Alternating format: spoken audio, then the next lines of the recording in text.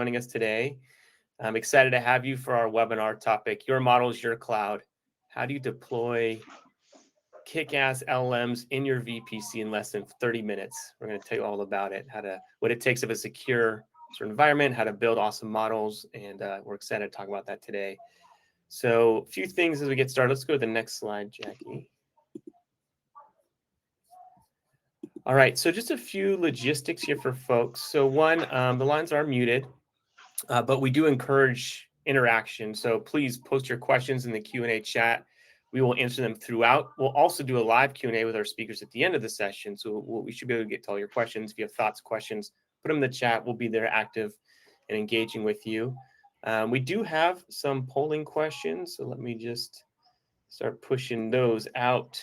We always like to gather some intel on sort of what people are doing today with regards to GenAI, LLMs, how they're using models, how they're thinking about them. We also think it spurs interesting dialogue. So we're going to push some questions there. You should see them popping up. You can participate if you'd like. And then you can also see how your peers are answering and sort of see where people are on their journey. So a few polling questions we just pushed out.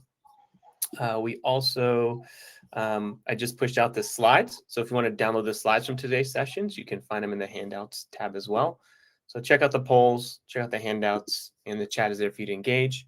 Our session will be recorded. So if you have to drop early, hopefully you don't, you will get the recording automatically in your inbox. And we will also make sure folks who do miss a session will get it as well. Already mentioned the polls in the QA chat. And then one more thing, if you are interested in trying out Predibase, you can head to our site, click the try now, or put that link into your browser. You'll get $25 in free credits. And that's enough to fine tune a few very cool models like Llama 3.1, serve it, prompt it, play with it, do all the good stuff. So I encourage you to check it out. It's free. Let's go to the next slide. And today I'm excited. I'm joined by two awesome speakers from our Predibase team. We have Jackie Ho, who's a leader on our product team, so helping drive the roadmap, working on all the cool new features and capabilities with our engineering teams, well-versed on all things GenAI. And she's joined by a senior ML engineer, Magdi, from our engineering team, who's building the amazing infrastructure and capabilities that we're going to talk about, that it takes, all the capabilities that it takes that are necessary to have a secure, scalable environment for working with LLM. So he'll talk about his experiences building that in the front lines. And with that, I'm going to pass it over to our speakers now. Take it away, Jackie. Awesome. Thanks, Michael, for the great intro. Hey, everyone. Excited to be here today with my dear friend, Magdi, to talk about how we can all be a bit safer while using AI. So, you want to use Gen AI. Everyone's talking about it. There's always major breakthroughs and launches in LLMs that have really catapulted AI into every conversation. And while AI and ML isn't necessarily new, innovations led by companies like OpenAI have made AI more accessible than ever. Commercial APIs are developer friendly and easy to get started with. However, not everyone can use these tools out of the box. Maybe you work in a highly regulated industry, such as healthcare or financial services, government, defense, or public sector. In these highly regulated industries, organizations need to manage additional concerns when it comes to adopting new technologies, such as data privacy, security, HIPAA compliance, regulatory compliance. These concerns can prevent you from using these commercial APIs out of the box from companies such as OpenAI or Anthropic. And even if you're not in one of these regulated industries, you might be dealing with sensitive data such as customer conversations, internal IP, like an internal coding language, and you might be uncomfortable with sharing your data with one of these LLM providers. For many organizations looking to do Gen AI, 70% of these organizations say that data privacy and compliance remain their top concern, as you can see from this quote from Gartner. Now, there are some options for using commercial APIs in a more secure way, such as Azure OpenAI or AWS Bedrock, which can be used with Claude. And these solutions can be easy to get started with. However, they do come with additional challenges. Organizations report issues such as poor performance, You can also run into challenges where as you start to scale your use cases, that token-based pricing seems really easy and enticing to get started with, but you can really rack up a bill quite quickly as you start to think about scaling out to, your entire customer base or across all the verticals that you support. We've worked with a lot of organizations who said that that cost has really been a big deterrent or a reason why they haven't been able to really scale up their Gen AI use cases. A lot of organizations also struggle with the lack of ownership and transparency. Oftentimes these model providers, they're actually able to change out the underlying model or can change things such as system prompts, and sometimes they might not even notify you. And this can really affect the quality of your responses. We've certainly heard that concern from many organizations as well. The good news is that open source is closing the gap in terms of quality. We've seen a lot of innovation and improvements coming from the open source community in a very short amount of time, which has been really, really exciting. And even with small models like, 7 billion parameters, 8 billion parameters, we've really seen that fine tuning a model for your specific task, you're actually able to beat these large closed source models on quality at a much smaller cost and footprint. In the extensive benchmarking our team has done, we've consistently observed that we're able to beat GPT-4 across various task types like SQL generation, named entity extraction, and question answering, using a variety of open source based models, all less than 10 billion parameters. And in most cases, these fine-tuned models, they'll outperform a closed source model with prompt engineering. Additionally, because these fine-tuned models are almost 250 times smaller than models like GPT-4, your inference costs go down significantly for the same number of generated tokens, while also being able to achieve much higher throughput and performance, which can be really critical for real-time use cases. This idea of SLMs or small language models is really trending. I love this quote from Mark Zuckerberg at the launch of the Llama 3.1 models. Increasingly, we've seen organizations wanting to fine tune small task specific models and choosing open source over closed source models. So, shifting our focus back to the emphasis on data privacy and security, this leads me to the second most common approach, which is to try to build your own infra. Building your own custom tooling and infra for fine tuning and serving private models can be very secure and flexible. However, this comes with its own set of challenges. While there are many open source tools and libraries available for fine tuning and serving, many organizations struggle with trying to put it all together. And even if you're able to put it all together, there's a lot of overhead that goes into iterating and keeping up with all the changes in the developments to those libraries. We also see a lot of customers struggle with figuring how to set up the infra for distributed training, whether it's fine tuning on larger context windows with multiple GPUs, or trying to serve their model on with auto scaling to meet increased load, or with multiple adapters. And also, keeping up with the serving stability can be really challenging for a real production ready pipeline. So what if you could take away all the headache without sacrificing on security and control? We would love to introduce you to the Predibase VPC at this point. I think what's really great about the Predibase VPC solution, if you go to the next slide, Jackie, is that it really gives you the best of both worlds. So from just like a grand perspective, here is what Predibase VPC is. You basically run the full Predibase data plane in your own cloud account. All Predibase models and data never leave your VPC. So basically what that means is you run the part of our application that deals with sensitive data directly in your own cloud account. And we provide and manage the software to ensure that you have access to the latest open source models and all their latest configurations and updates. You get the latest proprietary Predibase fine-tuning stack, which we've seen people do amazing things training adapters with. And last, you get all the software updates and optimizations added automatically with your approval. So we're constantly pushing out new optimizations that make inference faster or fine-tuning faster or cheaper and more accurate. And you get these delivered to your cloud to run the latest hardware with the click of a button. So if you go to the next slide, you'll see that people really care about, there are like these three big concerns or three big benefits that we think the Predibase VPC solution really delivers on. And these are the following. This is something that is secure and private by design, something that is fully managed and easy to use, and something that really delivers best-in-class performance. So jumping into the security aspect of this, the Predibase VPC solution is secure by design. Everything is in your account and implemented with enterprise-grade security. So depending on which cloud provider you are coming from, everything is spun up within your cloud account. You bring the infra to your data directly. So your data doesn't need to leave your cloud environment. You can just use things within the account that you have and have full transparency.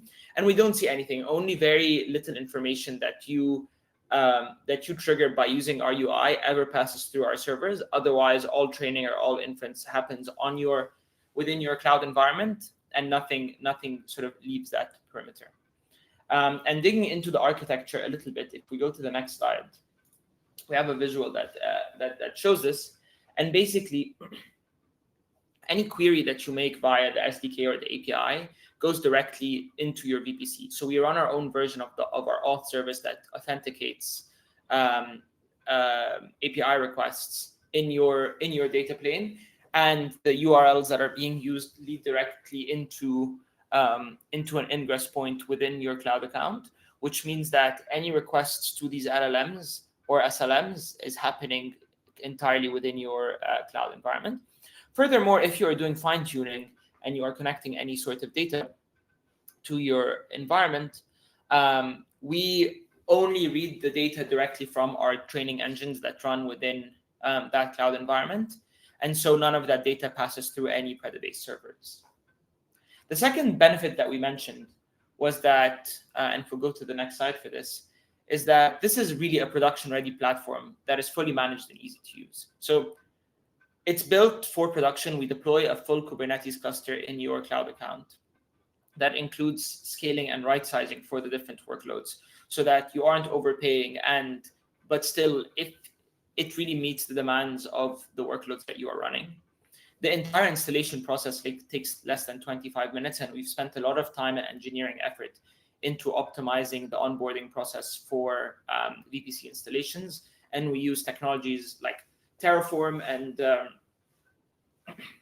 AWS CloudFormation to make sure that this process is extremely simple from a user's perspective.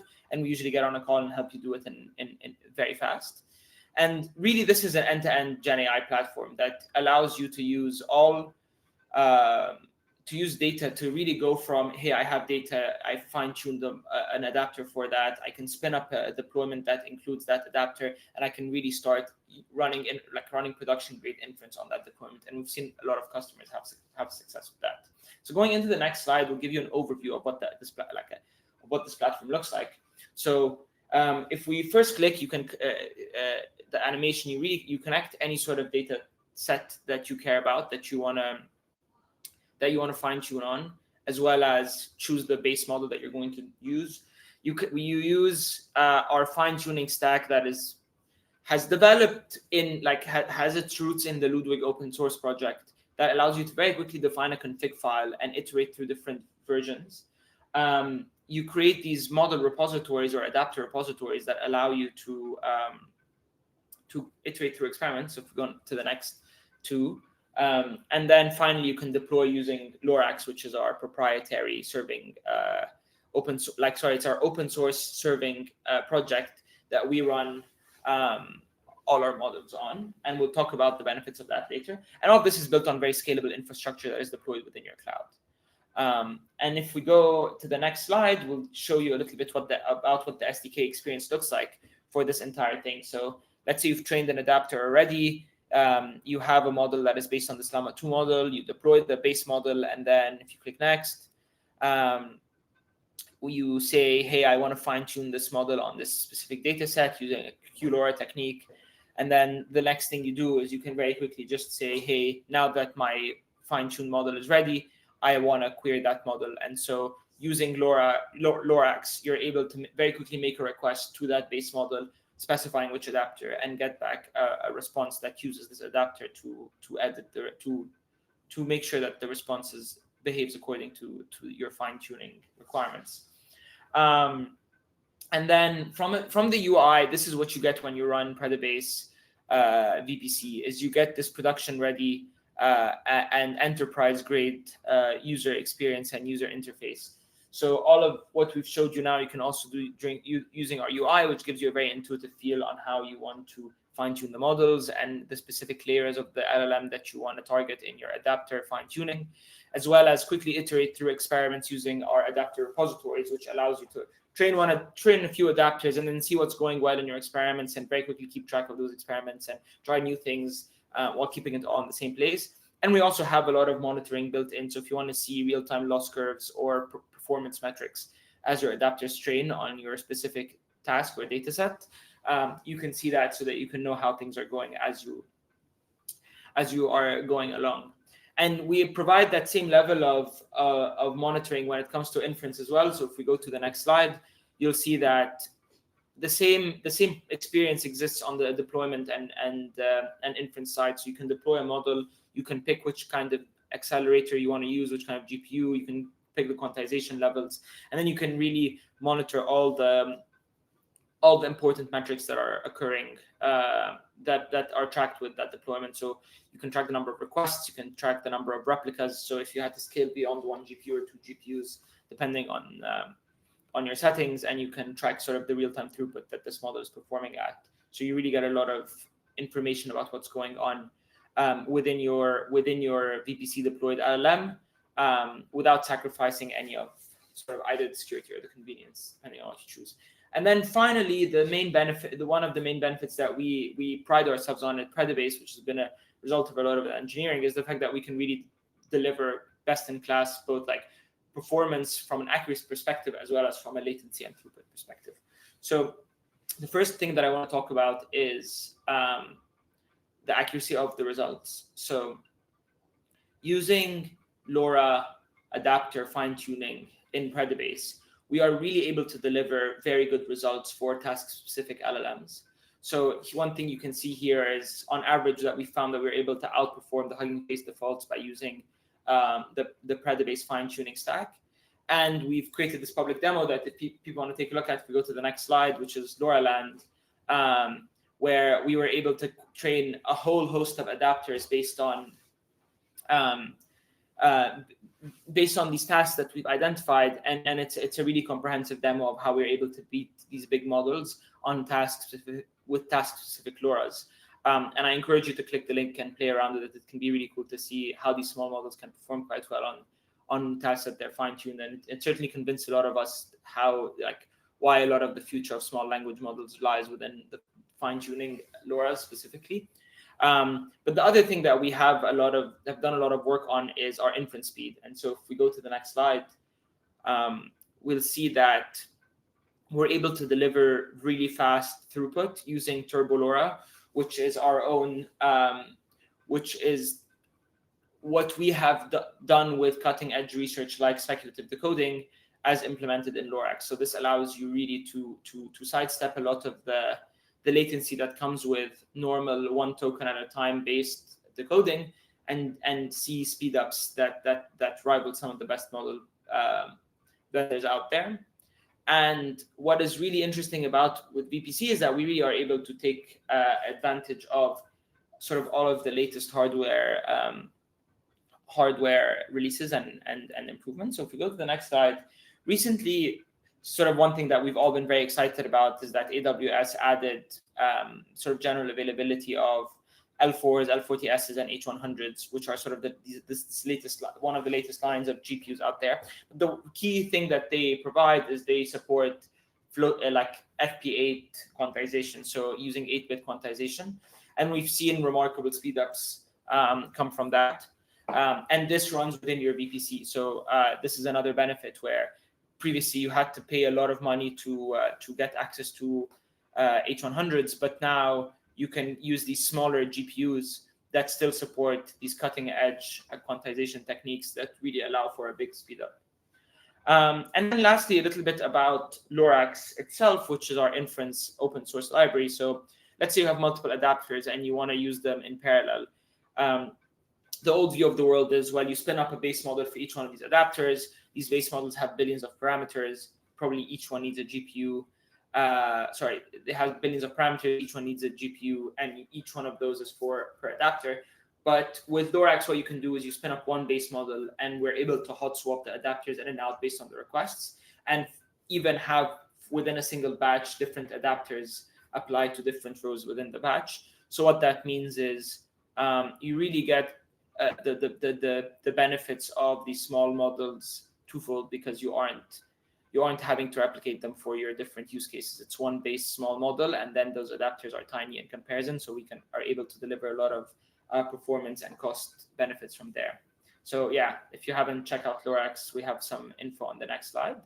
And then, so this has been the view of sort of the benefits of what come with VPC. But let's just to give you a quick walkthrough of what that looks like if you were to choose to install it. So if you click next, what you'll see is literally the flow of what it takes to set up VPC in your own cloud account, the Predibase VPC in your own cloud account. We have a flow that is effectively self-serve, but we still like to do sort of a call with you to make sure that everything was set up smooth. So you pick your cloud provider, you provide a few key pieces of information. So for AWS, you have to provision a role, and sort of you give us you give us authorization to create a trust relationship with that role, and then we install a Predibase CloudFormation template based on that, and from there we're able to go in and start setting up the things that we need within your cloud environment. But what's nice is because it's within your cloud environment, you can see everything that's going on. So if you click next, this is literally the view of the EKS cluster that gets spun up within your cloud account for the Predibase VPC. You can take a look, see what's in there, and you can shut it down if you don't want it anymore. But yeah, it's as simple as that. So I'll turn it back to you, Jackie, if you want to take it away. Thanks, Magdi. I wanted to also walk through a case study with one of our customers. This customer is in the healthcare management software space. They essentially create a platform that helps their customers manage patient care, various communication, and different operations. They serve a ton of different hospitals and clinics, and overall, their goal is to help them, really boost their revenue growth and the amount of overhead they have to overcome. The use cases that they're working on are for summarization, so summarizing various clinical reports, things like that, doing a lot of classification on reports and notes and things like that, as well as entity extraction. So as they are in the healthcare space, they do work with a lot of sensitive patient data, and so HIPAA compliance is very important to them. And just in general, sort of data privacy and security is of utmost importance. So they really need to be able to train models on that private data, and also serve those models in a private environment within their virtual private cloud. So before they started working with us, they were trying to, if you recall, do that common approach number 2, which is they were building their own custom infra. So they had actually gone to the point where they were actually successfully fine-tuning various QLoRa adapters on Mistral and Struct. They were using a lot of open source libraries and packages, and they were able to successfully fine-tune adapters that were doing pretty well. And they also had built their own custom inference stack for serving those adapters, and tried out a few different methods with varying degrees of success. When they came to us, their top challenges were certainly around the inference speed, with because they wanted to serve a number of different adapters, they were seeing some really poor performance.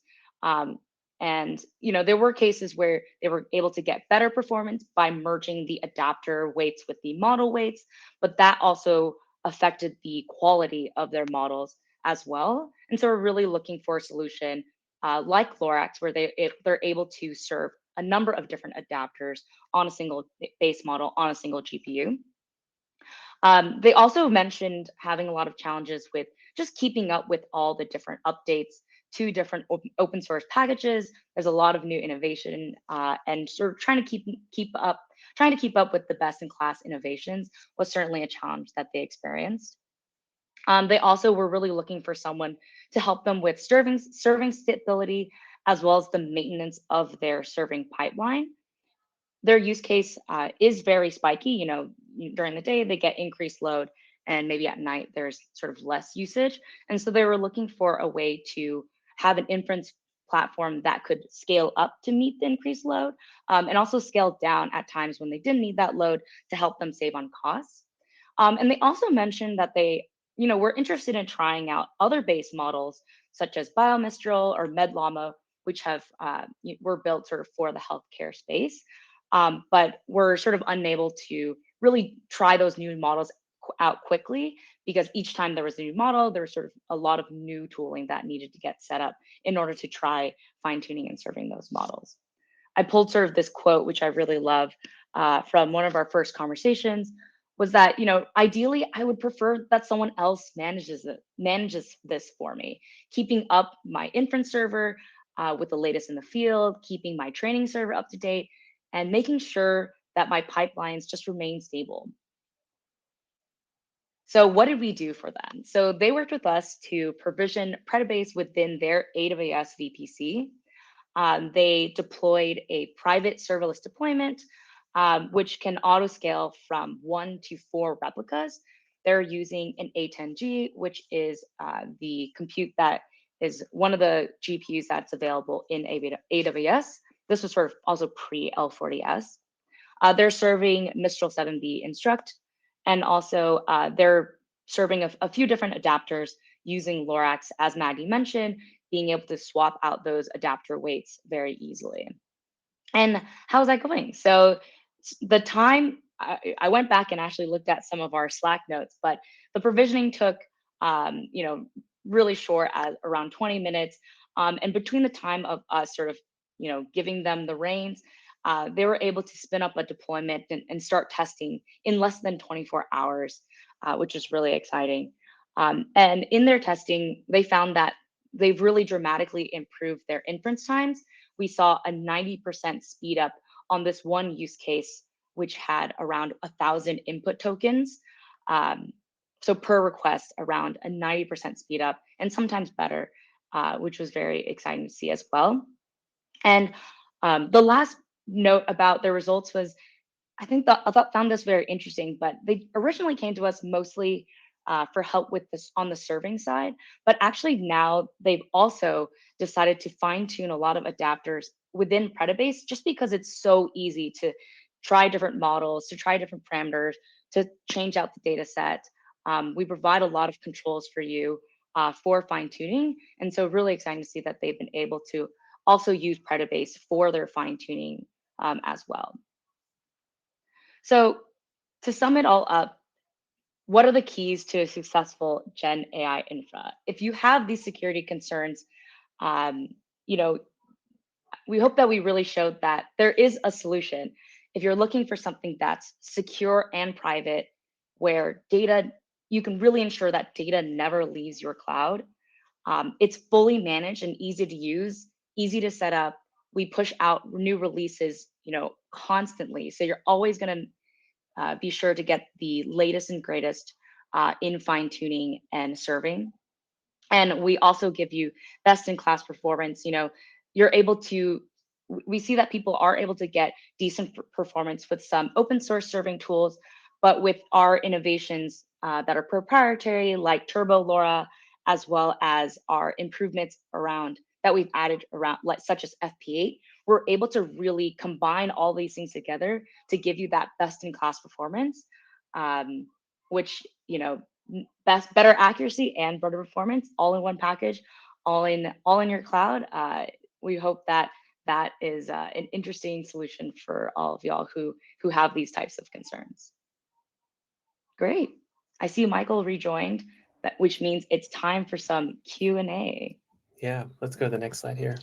So quick reminder, if you're curious, like a lot of questions about specific capabilities or use case or like regulatory requirements, we'll get you in touch with our LLM experts to go through your use case and get the nitty gritty of anything that you want to explore. And if you question about security, how we meet those needs, there's that link there. I put it in the chat too to set up a demo, and we'll get our experts to meet with you. But some of the questions that we've received, let's just jump in here. So I will call it, there's one in particular people are going to ask about the EU AI Act. I know that's new.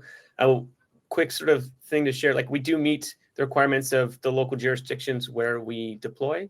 If you have specific questions about, how we meet your requirements or requirements of the EU, we're happy again to like jump on a call and discuss and explore with you. I think also Edward had shared some of like his sort of reading, right, of that regulation, where a lot of it has to do with the training data and stuff as well. But yeah, the best thing we can do is just jump on a call with you to walk through those requirements for you. Some of the questions. So one, Magdi and Jackie, how are like custom data sets managed in the platform? Yeah, I can answer that. So when you connect a data set to the platform, nothing is directly read. We just store the credentials that you have passed in using Vault, which is the industry best practice for storing third-party credentials. And then only is this data accessed when you kick off a training job. And that training job within a VPC environment runs within your cloud account. So then the training job will access those credentials to then stream your data into into the training engine that is running within your environment to generate the new LoRa. And that LoRa then is an artifact that lives within an S3 bucket, again, within your cloud environment, that then you can use for inference later on. Great. There's a question that was sent to us as well. You talked a bit about some of the inference improvements from TurboLoRa getting 2 to 3x faster throughput. What are some of the optimizations that are empowering that? What's going into that, Magdi? So a couple of things I'll take a step back and talk just about how we are optimizing our inference stack. So we've invested in two things quite heavily recently. First one is TurboLoRa, which there's an excellent blog post that my colleagues Arnav and Travis have put out that discusses how TurboLoRa works and why it's very effective. But the main idea behind it is most LLMs today work by generating one token at a time. TurboLoRa uses ideas coming from Medusa and speculative decoding, which is generating multiple tokens at a time and then figuring out which ones are correct and which ones aren't. Happy to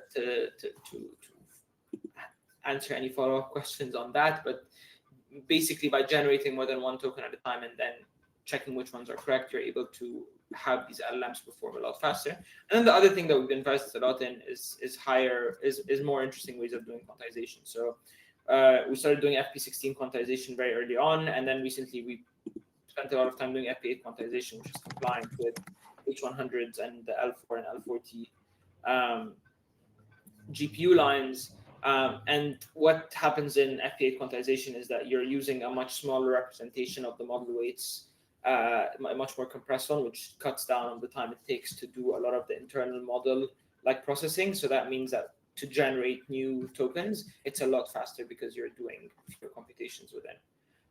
And we've seen a lot of improvements from there, and we'll happily give you a demo of that as well. Great.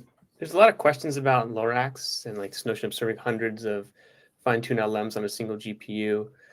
Are they served in parallel, one at a time? Maybe you want to speak to a little bit of what you were chatting about, Magdi, and sort of the inner workings of Lorax.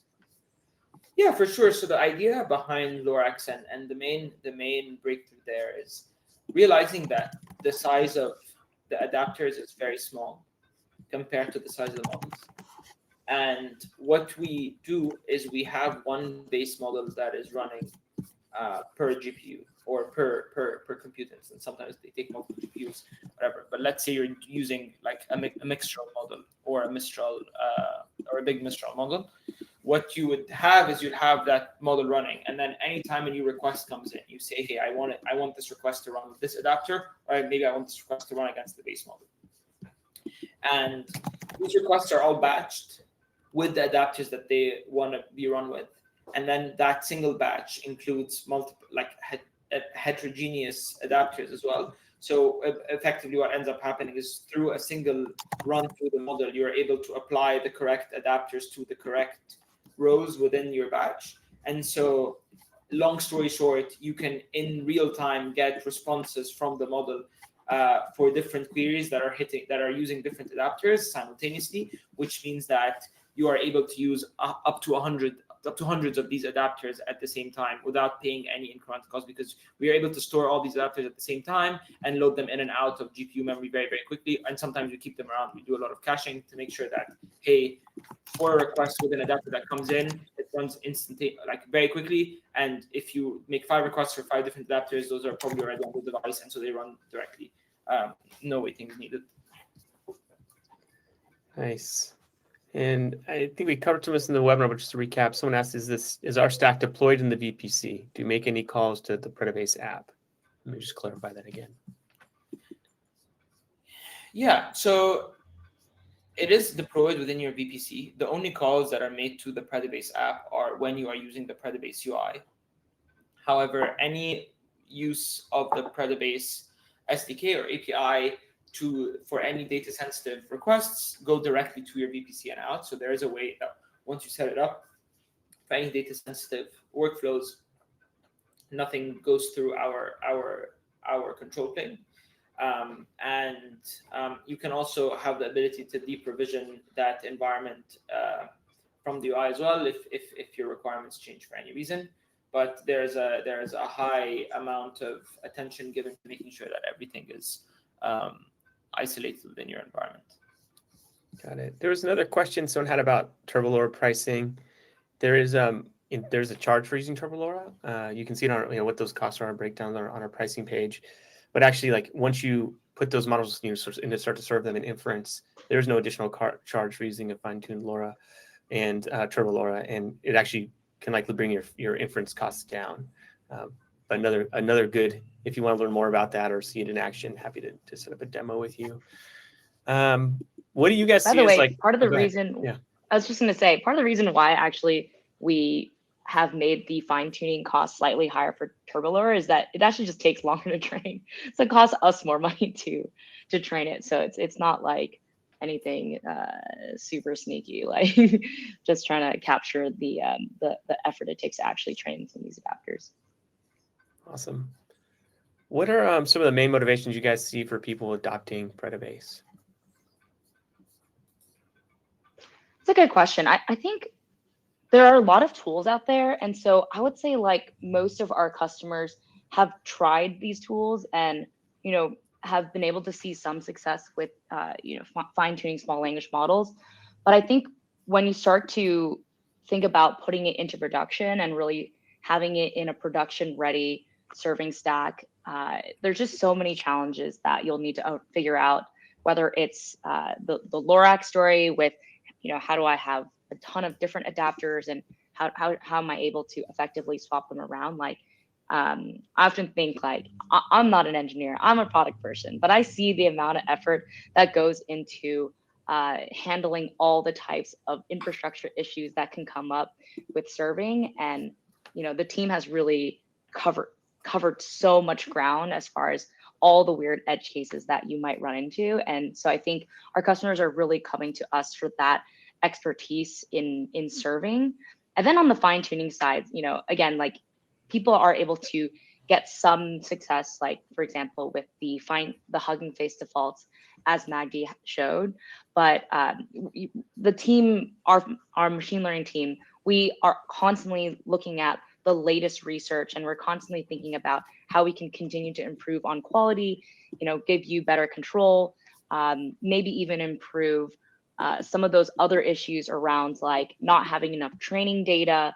So, there's a really big story we're investing in right now around synthetic data. How can we help you actually get started with very few rows of data, which I think is something that the ideas are out there, but I think we're really, we're one of the teams that's actually putting some of these ideas into production and actually making it accessible for you, and bringing sort of our expertise and best practices and how you might really, do something like synthetic data or distillation.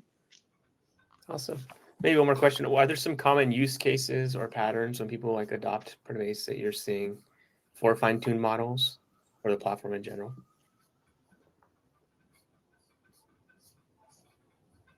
I can take a stab at that one. Oh, no, go for it, Maggie. Sure, we're seeing a lot of people come with an interest in using, like, instead of one of the biggest reasons against using these very big models is sometimes your task is very specific and you don't need a model that has many hundreds of billions of parameters that is very expensive to run, whether you're deploying it yourself or using commercial API.